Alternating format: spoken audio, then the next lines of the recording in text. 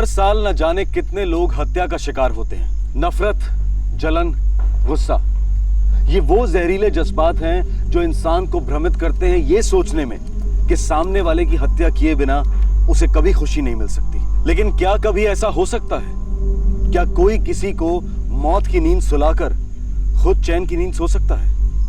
कानून अपनी सजा देने की ताकत से जुर्म पर अंकुश लगाने की कोशिश करता है, पर सच ये है कि जज्बात इंसानी सोच को पागल हाथी की तरह दौड़ा सकते हैं, जो इंसानियत को रौंद देते हैं और रहम को कुचल देते हैं। इन जज्बातों को पहचानना और सही वक्त पर उन पर काबू पाना जुर्म को रोकने का सबसे सही तरीका है। दुर्भाग्यवश चेतना और समझदारी की दस्तक कभी कभी वहशियत के तूफान में बहरी पड़ जाती है।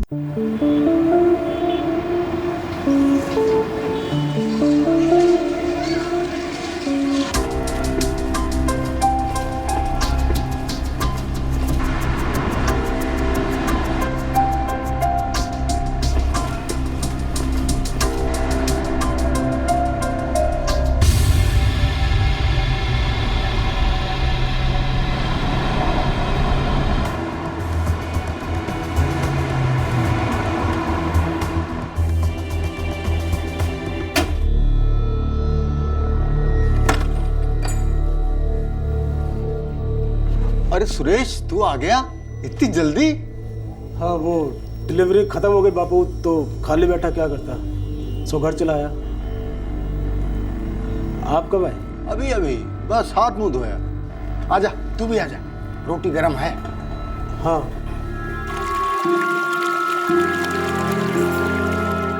सरिता, आ तो। अब आ गए? चलो अच्छा हुआ, आज सब मिलके खाना खाएंगे। रोज रोज ऐसा कहाँ होता है? सरिता, जल्दी आ। मछली जल की रानी है, जीवन उसका पानी है। राजा बेटा, जा बाहर जाके पढ़। हाँ, जा बच्चा, शाबाश।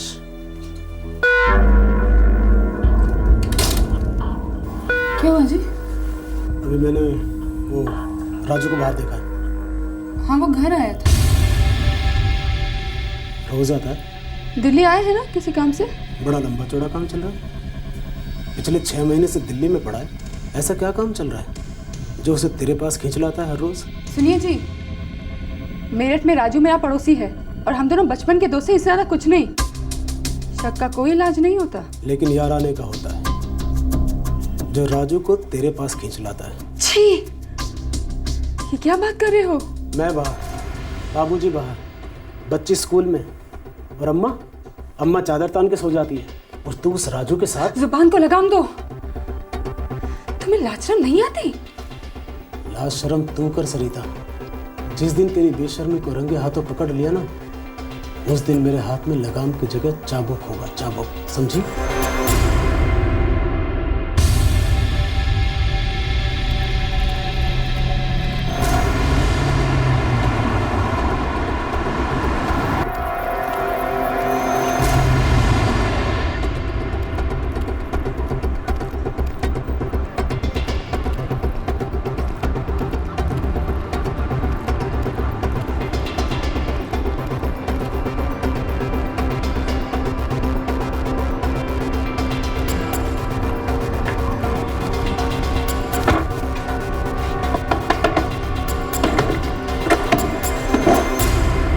अरे सुरेश बेटा, आज फिर काम जल्दी खत्म हो गया क्या?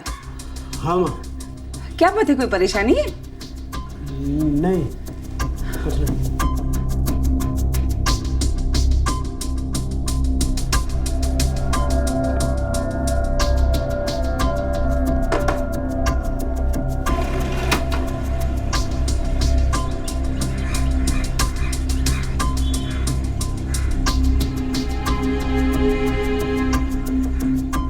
दिल्ली से लगा हुआ हरियाणा का फरीदाबाद शहर। इस शहर के एक ट्रांसपोर्ट ड्राइवर को शक हो गया था कि उसकी पत्नी का अफेयर चल रहा है, और दिन ब दिन इस शक का नासूर बढ़ता जा रहा था। हालात और गलतफहमी का माहौल बन गया था, और सुरेश को यकीन हो गया था कि हर दोपहर को उसकी पत्नी सरिता से मिलने उसका प्रेमी राजू आता है, जो मेरठ में उसका पड़ोसी हुआ करता था।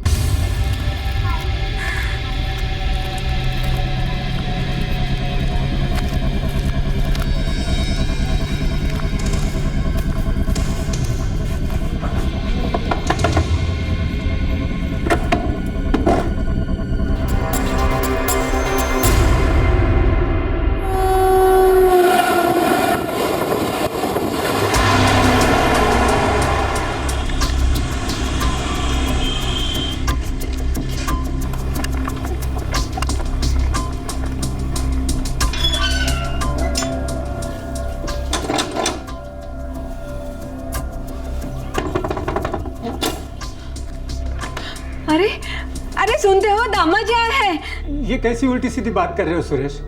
हमारी बेटी ऐसी वैसी नहीं है। मैं सिर्फ ये जानना चाहता हूँ कि शादी से पहले कैसी थी वो? उसका और राजू का चक्कर था ना? सच सच बता बाबूजी।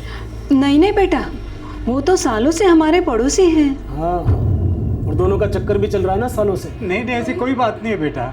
वो दोनों बचपन के साथी है, एक साथ बड़े हुए, बस और कुछ नहीं बेटा। मैं नहीं मानता, नहीं। बेटा मेरी बात सुन बेटा।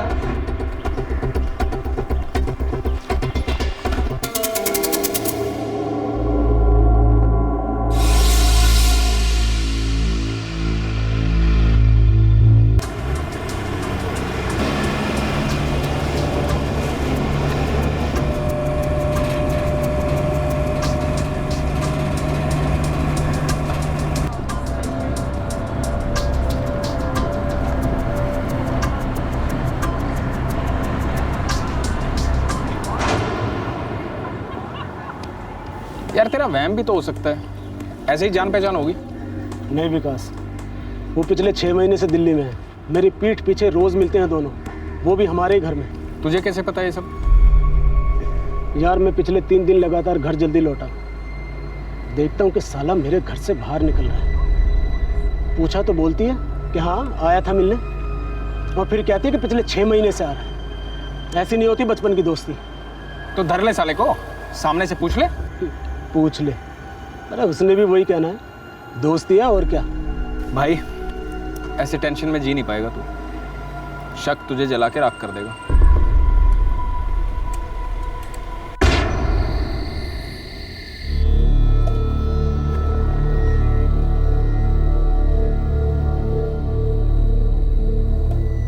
क्या बात है सुरेश? तू आजकल कुछ परेशान सा रहता है? नहीं, मैं ठीक हूँ बाबूजी। पापा मम्मी से गुस्सा है। क्या बात है बहू? झगड़ा हुआ है तुम दोनों में? ये तो बताने से रहा। नहीं बाबूजी, ऐसी कोई बात नहीं है।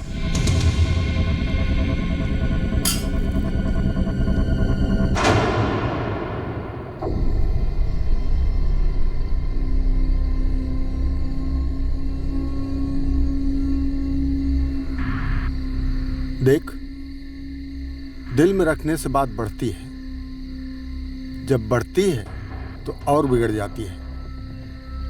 चल अब बता दे। अरे दोस्त समझ के बता दे भाई। ये तो बड़ी गलत बात है। वही तो, जब भी पूछता हूँ टाल देती है, कहती है बचपन के दोस्त हैं। 6 महीने से आ रहा है? दोपहर को भी, जब घर पे कोई नहीं होता? जी बाबूजी। बस आज के बाद उसका नाम भी इस घर में नहीं लिया जाएगा। अब इसके आगे ना कोई बातचीत ना बहस। बाबूजी मेरी इज्जत पे उंगली उठ रही है, मैं तो बहस करूंगी। दाग तो तूने अपनी इज्जत पे खुद लगाया है, हर दोपहर ताजा दाग। अरे बकवास बंद करो जी।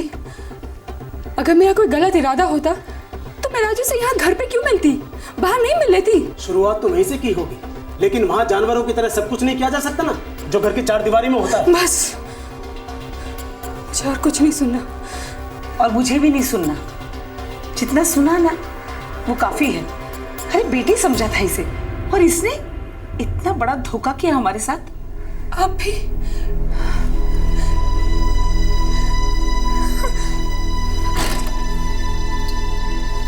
देख सुरेश, जिंदगी तेरी है, फैसला तुझे करना है, लेकिन इज्जत इस सारे घर की है।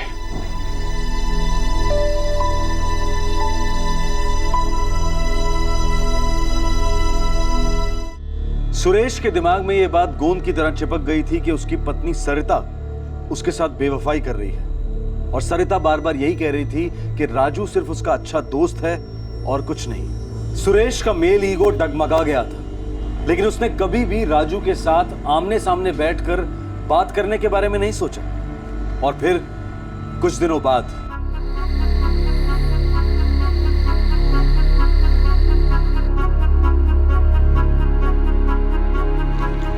पापा घूमने रहे हो? मैं भी चलूं साथ में?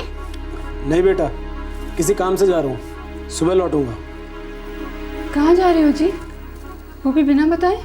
बिना बताए काफ़ी कुछ हो रहा है इस घर में, और बताने के बाद भी। बोलो ना कहाँ जा रहे हो? बेकार की फिक्र दिखाने की ज़रूरत नहीं है, तुम्हारे लिए तो अच्छा ही है ना, टाइम है टाइम। समझ के बाबूजी चलता हूँ, सुबह तक वापस आऊँगा, रोहतक की डिलीवरी है। संभल के जाना बेटा, रात का वक्त है। बेफिक्र रहो।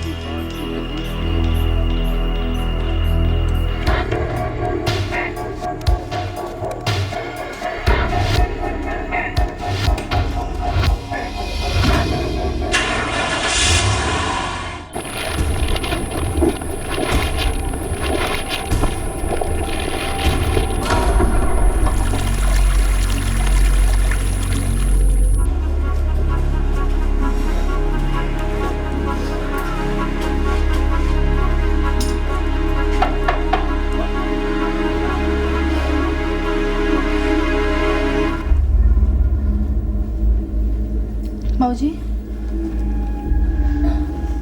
मेरा जी बड़ा घबरा रहा है। क्यों? इन्होंने कहा था सुबह तक आ जाएंगे। और तेरा जी घबरा रहा है? जब गुलछर्रे उड़ा रही थी तब नहीं घबराया तेरा जी? बाबूजी, आप सबकी सोच कितनी गिरती जा रही है। और तू ही तो है एक सती सावित्री। इस वक्त मुझे सिर्फ इनकी फिक्र है। इनका मोबाइल भी ऑफ आ रहा है, इनकी कोई खबर नहीं।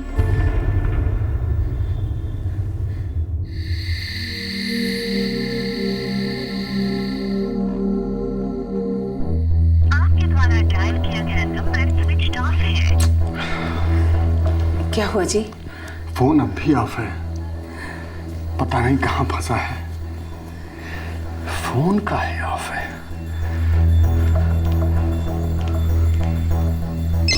एक मिनट। हेलो बेटा विकास, मैं सुरेश का बापू बोल रहा हूँ। पाए लागू ताऊ जी। बेटा सुरेश तुम्हारे साथ है क्या? नहीं तो ताऊ जी, वो तो रोहतक गया ना माल की डिलीवरी देने। बताया नहीं आपको? वो तो आज सुबह आने वाला था ना। पर वो लौटा नहीं है, तभी परेशान हूँ। मोबाइल भी ऑफ है। देख बहू, सच सच बता दे, कहीं तूने और तेरे यार राजू ने मेरे बेटे के साथ कुछ गलत तो नहीं कर दिया? बस बाबूजी बस, मैं आपके आगे हाथ जोड़ती हूँ, बस कीजिए। एक तो आप लोगों ने इतना गंदा इल्जाम लगाया मुझ पे, ऊपर से ये तो हद ही है बाबूजी। ये हद वद रख अपने पास। मुझे उस राजू के बच्चे का नंबर दे। बाबूजी मेरी बात सुनिए। नंबर दे।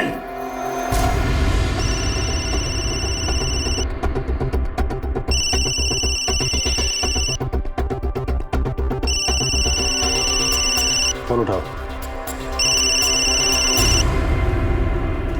हेलो, मेरा बेटा सुरेश कहाँ है?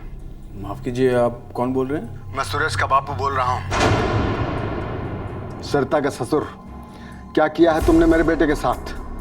जल्दी बता, नहीं तो मैं पुलिस में जा रहा हूँ। देखिए ताऊ, मैं खुद पुलिस थाने में बैठा हूँ। मेरी बहन मंजू गायब हुई है। मैं वैसे ही बहुत परेशान हूँ और ऊपर से आप ये सब क्या बोल रहे हैं, मेरी कुछ समझ में नहीं आ रहा। मेरी बात सुन ले कमीने, अगर मेरे बेटे को खरोंच भी आई ना तो तेरी खैर नहीं, समझ लियो। आप बहुत गलत बात कर रहे हैं। आपके लड़के से मेरा कोई लेना देना नहीं है, समझे? दोबारा मत फोन कीजिए, मैं फोन रख रहा हूँ। कौन था? हाँ, कोई नहीं सर, कोई सरफिरा था। आप अपनी बहन के बारे में बता रहे थे, मंजू, जो आज सुबह से घर से गायब है। हाँ जी सर, मेरी मम्मी घर पर अकेली थी और मंजू मार्केट गई थी। माँ, बाजार जा रही हूँ, आधे घंटे में आ जाऊंगी। अच्छा जल्दी लौटा ना। मार्केट से लौटी नहीं अभी तक मेरी बहन। हम लगातार मोबाइल ट्राई कर रहे हैं, घंटी जा रही है पर कोई उठा नहीं रहा। देखिए, अगर रिंग जा रहा है तो इसका मतलब सेल ऑन है, और सेल ऑन है तो लोकेशन पता करना कोई मुश्किल बात नहीं है, बस थोड़ा वक्त लगेगा। तो पहले आप ये बताइए कि आपकी बहन अपनी मर्जी से गायब हुई है?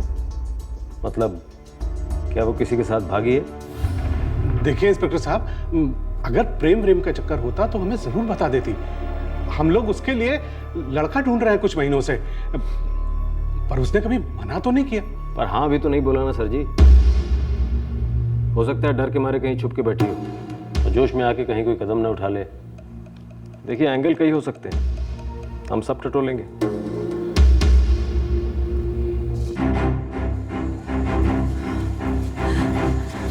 आप कहाँ जा रहे हैं? पुलिस थाने। और कहाँ? पुलिस थाने? लेकिन मम्मी, पापा को कुछ हो गया है? नहीं पता, मुझे सच में कुछ नहीं पता।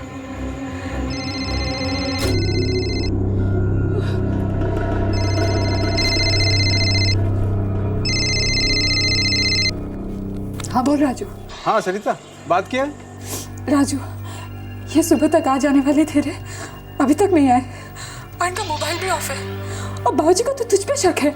अजीब बात है, यहाँ खुद मैं परेशान हूँ, तुम्हें पता है यहाँ बवंडर खड़ा हो गया, मंजू घर से गायब है। ये क्या हो रहा है राजू? पता नहीं सरिता, अब सुबह मार्केट के लिए निकली थी, अब तक नहीं लौटी। बहुत डर लग रहा है यार। ये सब भी एक ही दिन होना था। क्या सब कुछ हो गया एक दिन में? जरा मैं भी तो सुनूं।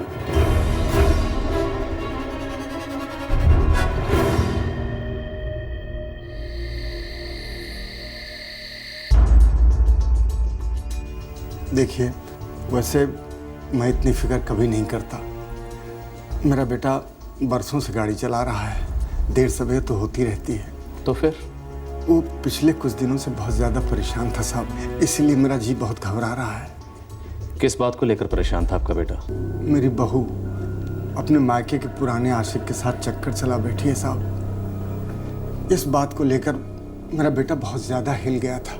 उसने बहू से बात की, उसके मायके गया, उसके माँ बाप से बात की और अब गायब हो गया है साहब। फ़ोन भी बंद है। मेरे तो मतलब सांसें नहीं चल पा रही हैं साहब। कुछ कीजिए, उसे ढूंढिए साहब। देखिए, आप तो अलग अलग चीज़ों को एक साथ मिलाकर देख रहे हैं। ऐसा कुछ नहीं हुआ होगा। हो सकता है आपके बेटे की गाड़ी कहीं ख़राब हो गई या उसे कुछ काम हो गया हो।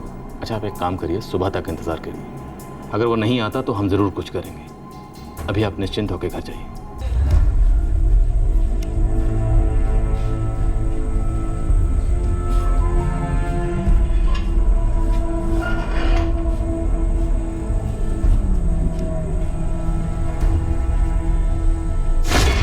देख बेटा, सिर्फ एक बाप होने के नाते नहीं, एक मर्द होने के नाते कहता हूं, छोड़ दे बहू को, जाने दे सरिता को। अरे तुझे तो बहुत सारी अच्छी अच्छी लड़कियां मिल जाएंगी। उसने मेरे साथ इतना बड़ा धोखा किया, वो भी पीठ पीछे। एक तो चोरी, ऊपर से सीनाजोरी, और वो उसके माँ बाप, वो भी उसका साथ दे रहे। इसीलिए तो कहता हूं, छोड़ दे उसे। नहीं, उसे नहीं छोड़ूंगा, ऐसे तो नहीं छोड़ूंगा।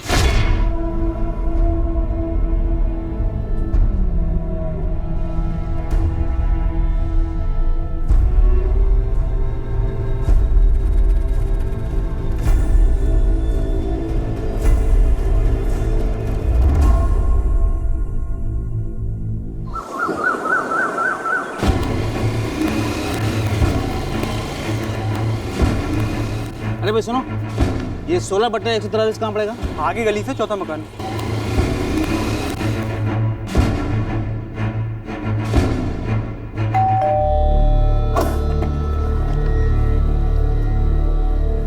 जी? सुरेश कमर का घर यही है? हाँ जी। हम थाना पलवल से आए हैं। बात क्या है? आप उनके पिता हैं? जी। आपको चलना होगा हमारे साथ।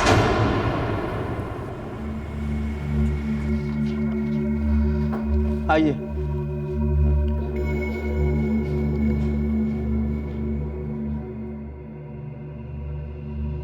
कल शाम को पलवल में तालाब के किनारे से लाश मिली। देखिए, लाश की हालत बिल्कुल से खराब हो चुकी है, गल चुकी है। क्या आप पैर की तरफ से पहचान पाएंगे?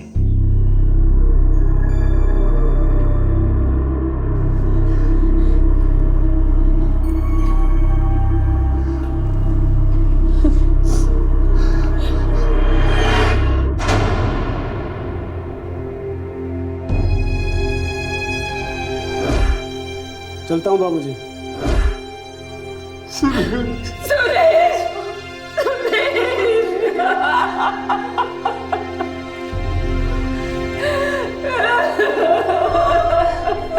लाश के पास से कुछ चीजें मिली हैं जिसके जरिए हमें आपके घर का पता चला।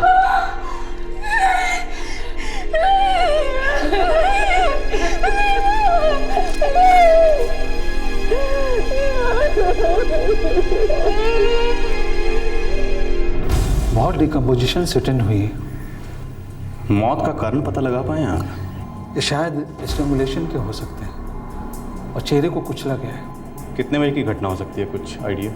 एग्जैक्ट टाइम बता पाना तो मुश्किल है क्योंकि लाश काफ़ी गल चुकी है। यही लगभग 48 घंटे बीत चुके होंगे। सर, सुरेश भी 48 घंटे पहले ही रोहतक के लिए निकला था। और लाश हमें मिली पलवल में। इसका मतलब ये है कि सुरेश निकला तो था रोहतक के लिए, पर उसका सफ़र पलवल में ही खत्म हो गया। फरीदाबाद का सुरेश अपनी पत्नी सरिता पर शक कर रहा था कि सरिता का अफेयर उसके बचपन के दोस्त राजू के साथ चल रहा है। और अब सुरेश की मौत की खबर आई थी, उसकी लाश मिली थी। दूसरी ओर राजू की बहन मंजू गायब हो गई थी। अब सवाल यह उठ रहा था कि क्या इन दोनों केसेस में कोई कनेक्शन है या फिर यह महज एक इत्तेफाक है। ये बहन का गायब होना वगैरह चाल है इनकी इंस्पेक्टर। मैं दावे के साथ कह सकता हूं कि मेरे बेटे का मर्डर इस राजू ने किया है और मेरी बहू सरिता ने और उसके माँ बाप ने सब मिले हुए हैं। उनसे भी तो मिला था मेरा बेटा। मोहन जी, आप भावुक हो रहे हैं। देखिए, आपने अपना जवान बेटा खोया है, इसलिए आपके दिल पर इस वक्त क्या गुजर रही है मैं समझ सकता हूँ, लेकिन हमारे पास सबूत नहीं है और फिर आपके बेटे की गाड़ी भी ट्रेस नहीं हुई है अभी। जलाकर फूंक दिया होगा मेरे बेटे की गाड़ी को, ठिकाने लगा दिया होगा, जैसे मेरे बेटे के साथ जो किया। मैंने समझाया था सुरेश को, छोड़ दे बहू को, नई शुरुआत कर, लेकिन उसने नहीं माना। धीरज रखिए। राकेश सर। राजू, सुरेश की पत्नी सरिता और उसके माँ बाप सबको पेश करो। Yes sir.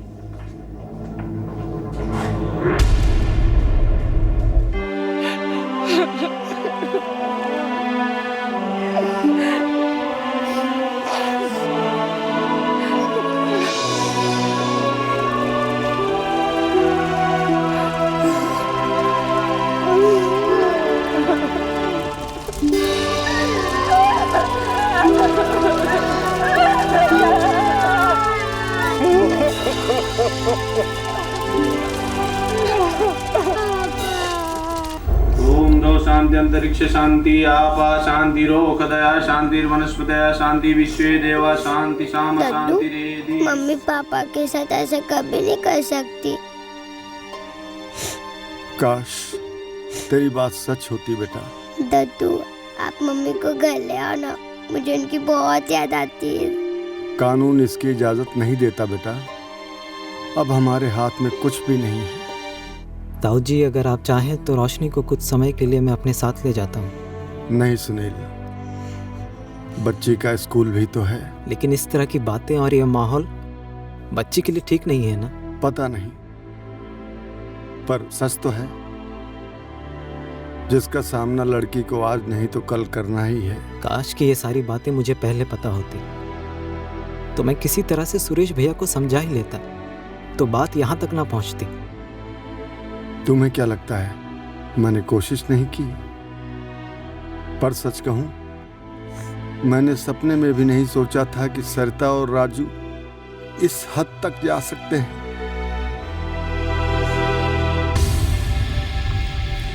नहीं सर, मैंने सुरेश को नहीं मारा। मान लेते हैं तुमने सुरेश को नहीं मारा, किससे मरवाया? सुपारी किसको दी तुमने?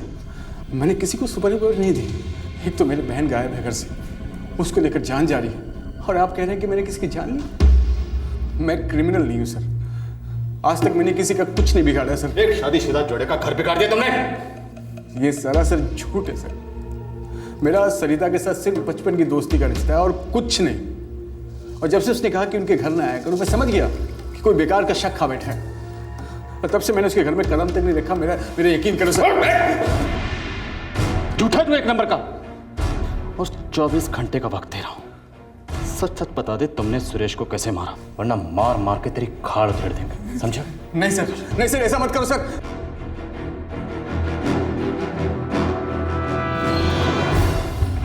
सर, मेरठ पुलिस ने राजू की बहन मंजू का सेल फोन लोकेशन ट्रेस कर लिया सर। लोकेशन है बदरपुर। सेल फोन ऑन है? नहीं sir, switch off. Sarita ji, माजरा क्या है? आपके पति सुरेश का मर्डर और आपके अच्छे दोस्त राजू की बहन मंजू का गायब होना, एक ही दिन, लगभग एक ही समय, क्या साजिश है? अच्छा दोस्त? वो सच में मेरा अच्छा दोस्त है सर। कम से कम आप ऐसे ताने मत मारिए। और ये कोई साजिश नहीं है। आप मुझसे ये सवाल बार बार क्यों पूछ रहे हैं? क्योंकि शक की सारी सुइयां सिर्फ एक तरफ इशारा करती हैं, आपकी तरफ। इसलिए मैं अपना सवाल एक बार फिर से दोहराता हूँ, गौर से सुनिएगा। आपने और आपके अच्छे दोस्त राजू ने मिलकर आपके पति सुरेश की हत्या कैसे करवाई? मुझे अपने पति की हत्या के बारे में कुछ नहीं मालूम। तो किसे मालूम है? आपके माँ बाप को? और कितने लोग शामिल हैं षड्यंत्र में? मुझे नहीं पता, मुझे नहीं पता, मुझे नहीं पता, मुझे नहीं पता, मुझे। लेके जाओ, जब तक सच ना बोले पूछते रहना। लेके जाओ, सरिता के माँ बाप को पेश करो। Yes sir. एक बात पहले ही बता देता हूं, जो भी बोलिएगा सच बोलिएगा। मैं सच कहता हूँ इंस्पेक्टर साहब, मेरी बेटी एक शरीफ औरत है। ये अफेयर, ये हत्या, ऐसी किन्होंने हरकत वो कभी नहीं कर सकती। तो कौन कर सकता है? आपकी बेटी का दोस्त राजू? ये सारी योजना उसने बनाई थी? साहब, हमें दरअसल सिर्फ इतना मालूम है कि हमारे दामाद जी का शक बिल्कुल गलत था। वो उस औरत पर शक कर रहे थे तो उसके बच्चे की माँ है। मरहूम सुरेश की तरह पुलिस को भी सुरेश की पत्नी की बेवफाई के कोई ठोस सबूत नहीं मिल रहे थे, और ना ही इस बात का सबूत मिल रहा था कि सरिता और राजू ने मिलकर सुरेश की हत्या की थी।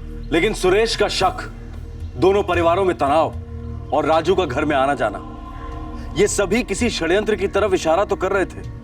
लेकिन क्या थी ये साजिश जिसे बड़ी चालाकी से पर्दे में रखा गया था?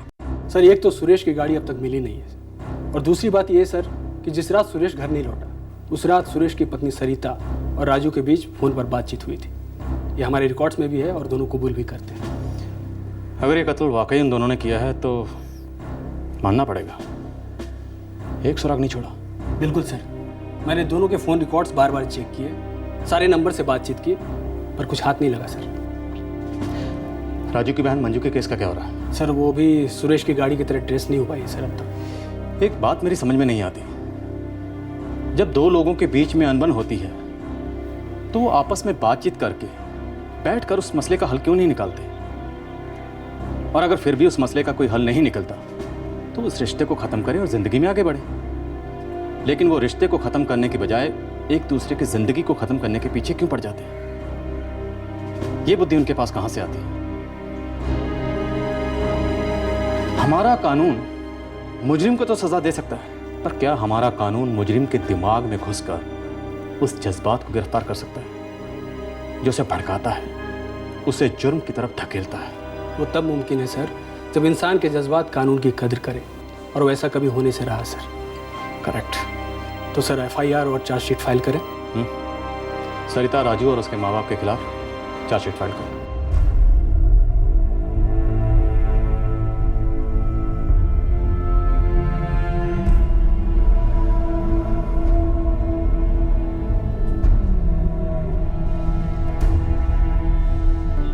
राजू, सरिता और उसके माता पिता को सुरेश मर्डर केस में मुख्य आरोपी करार दिया गया। उन्हें अदालत में पेश किया गया, जिसके बाद उन्हें जुडिशियल कस्टडी में भेज दिया गया। एक छोटी बच्ची की मां होने के नाते सरिता को बेल मिल गई। सरिता की मां की बिगड़ती तबीयत को देखते हुए उन्हें भी बेल दे दी गई। सरिता अपनी बच्ची के साथ मेरठ में अपने मायके शिफ्ट हो गई थी। अपने ससुराल में रहना उसके लिए नामुमकिन सा होता जा रहा था, जहां हर पल उसे सुरेश का हत्यारा समझा जा रहा था।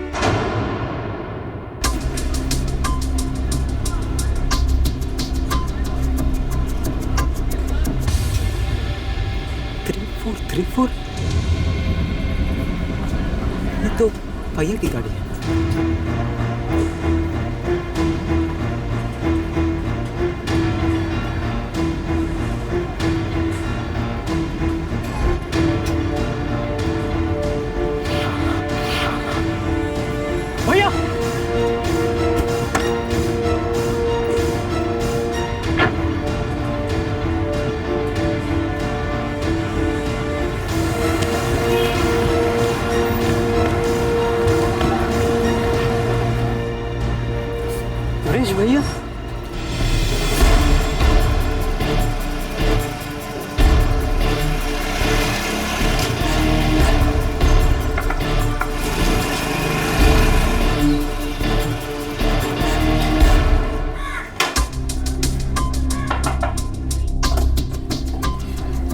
सुनील? ताऊ जी मैंने सुरेश भैया को देखा है। क्या बावला हो गया है तू? हमारा सुरेश मर चुका है। नहीं ताऊ जी, मैंने सुरेश भैया को ही देखा है। अपनी गाड़ी में बैठे और खुद चला कर गए।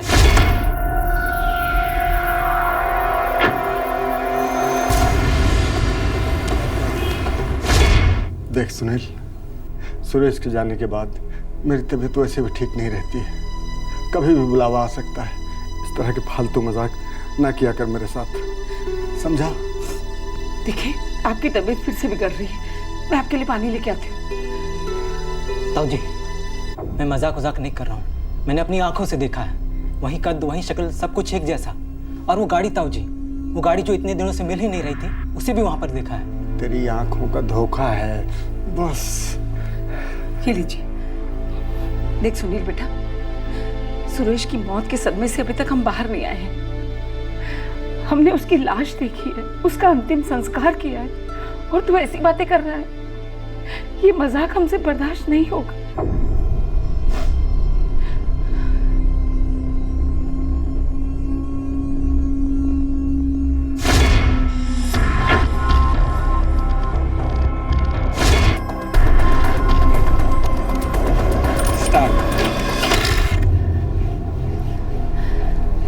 अब कैसा लग रहा है? जाओ तुम अपना काम करो, मैं ठीक हूँ।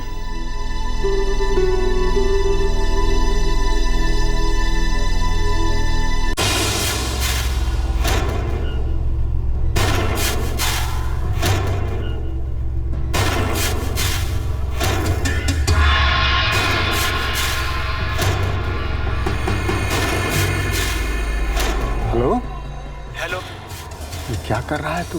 क्या हुआ? क्या हुआ? तेरे चचेरे भाई सुनील ने तुझे देख लिया। ये आप क्या कर रहे हैं बापू? मैंने जैसे तैसे उसे पटा लिया। बोला किसी और को देखा होगा। तो वो मान गया? माने या ना माने, पर तू इतना समझ ले, अगर दोबारा ऐसा हुआ तो तेरी खटिया खड़ी होने वाली है। बच के रहना सुरेश, वरना बहुत बड़ी कीमत चुकाएगा तू।